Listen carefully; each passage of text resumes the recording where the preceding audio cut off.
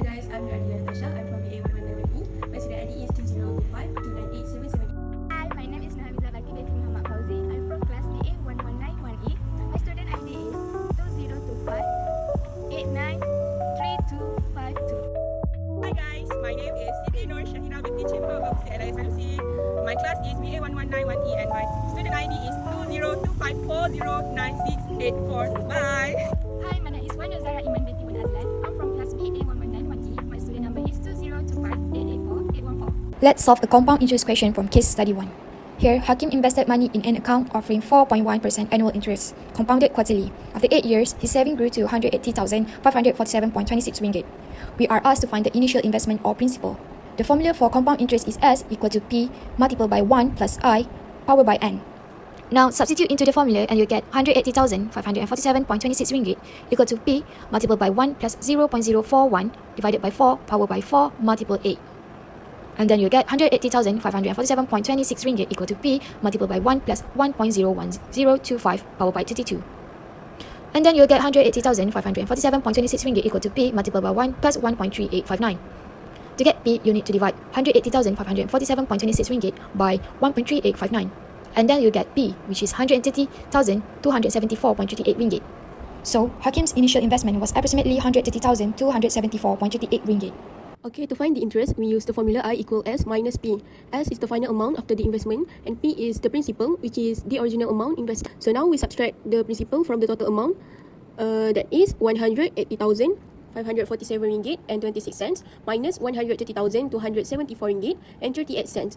After subtracting, we get the total interest earned, which is 50,272 ringgit and 88 cents. Now, let's solve question C. How long will it take Hakim to reach 250,000 ringgit at the same interest rate and compounding frequency? Use the compound interest formula, which is S equal to P multiplied by 1 plus I powered by N. Now, substitute into the formula and you get 250,000 ringgit equal to 130,274.38 ringgit multiplied by 1 plus 0.0041 divided by 4 powered by 4 multiplied T. Now, divide 250,000 ringgit by 130,274.38 ringgit and you get 1.9190. Now, 1 plus 0.0041 divided by 4, you'll get 1.01025. Next, we will use log. Log 1.9190 and you get 0.2831. Next, log 1.01025 and you get 0.00443. Now, let's solve for t. 4 multiplied by t equal to 0.2831 divided by 0.00443 and you'll get 63.9052. To get t, we will divide 63.9052 by 4 and we will get 15.98 years. So Hakim needs approximately 15.98 years to reach 250,000 ringgit. Okay, for this question, we want to determine the nominal annual interest rate compounded quarterly so that Hakim can reach 300,000 ringgit in 5 years. We use the compound interest formula S equals P times open bracket 1 plus I close bracket power N. Here, I is the quarterly interest rate. In this problem, the future amount S is 300,000 ringgit. The principal P is 130,274 ringgit and 38 cents. The time is 5 years and compounding is quarterly, which means 4 times a year. So the total number of compounding period N is 4 times 5, which give 20 quarters.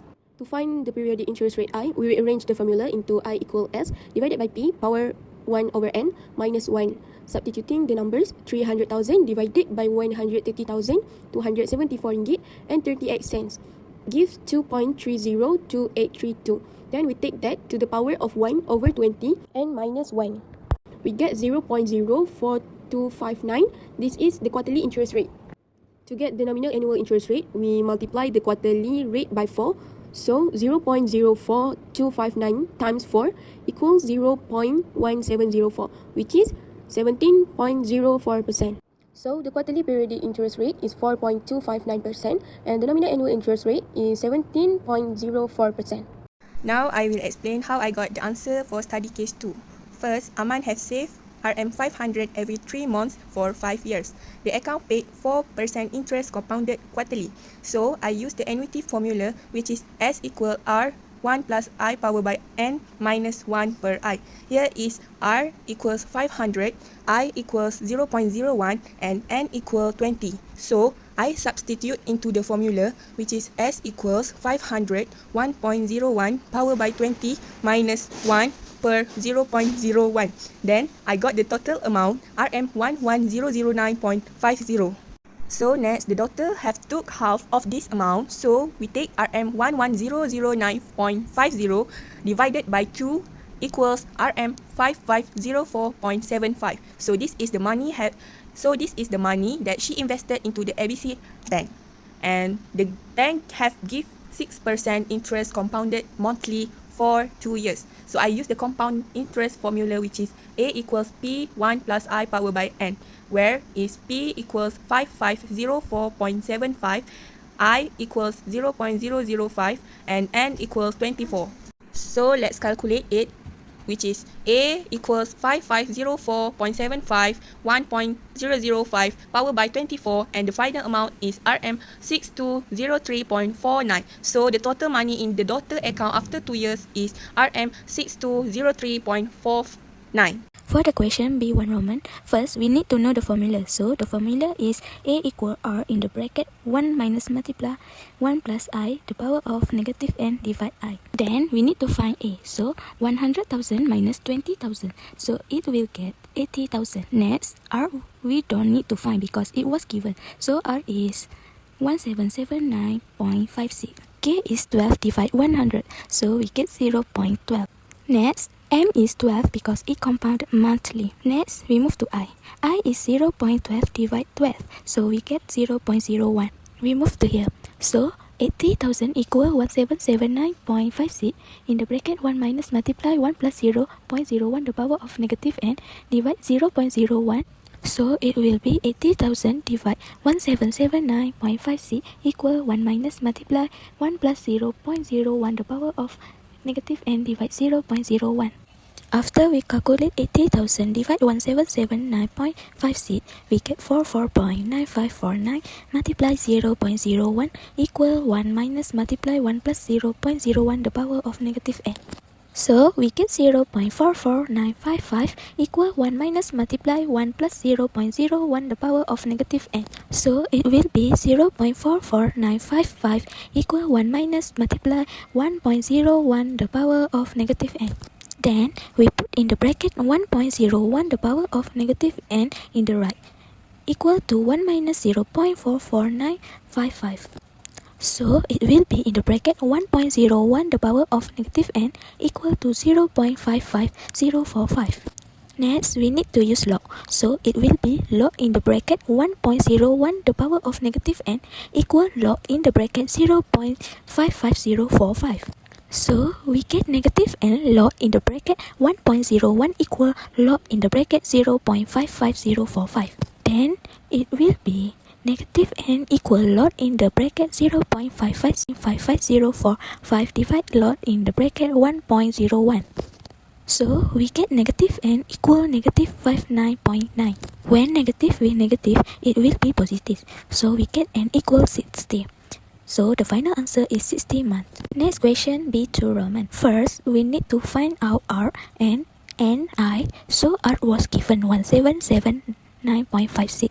So we move to N is 5 plus 2 because Rabiatu missed her 6 monthly payment and we get the total is 7. For I is 0.12 divide 12, so we get 0.01. Next, we need to write formula. So the formula is S equal R in the bracket multiply 1 plus I the power of N minus 1 divide I.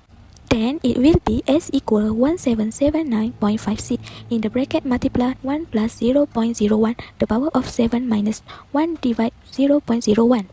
So we get S equal 1779.56 multiply 7.2135. Lastly, we get S equal 12836.86. So the final answer is 12836.86 ringgit Malaysia. Now, I will explain how I found the final payment that Rabiatu needs to pay after completing her first 40 monthly payments. The question says that the total loan period is 60 months, but she wants to settle the loan early by paying everything after 14 payments, so I need to calculate the outstanding balance, or that we call OB. So the first one, we must identify the each of values, that is R equals RM 1719.56, N equals 16, K equals 14, and I equals 0.01. Then we use the formula of outstanding balance, that is OB equals R multiply open the bracket 1 minus open the bracket 1 plus I close the bracket power by minus open bracket and minus K close bracket per I. So I substitute the values to OB equals 1719.56 multiply open bracket 1 minus open bracket 1.01 close bracket power by minus open bracket 16 minus 14 close bracket per 0.01. Then OB equals 1019.56 multiply 1 minus 1.01 power by minus 20 per 0.01. So I calculate the value inside the bracket and I get 1719.56 multiply 18.046. When I multiply it, so I get OB equals RM32118.82. So the final payment that Rabiatul needs to make to settle her loan is RM32118.82. And that is how I calculate the outstanding balance using the loan formula.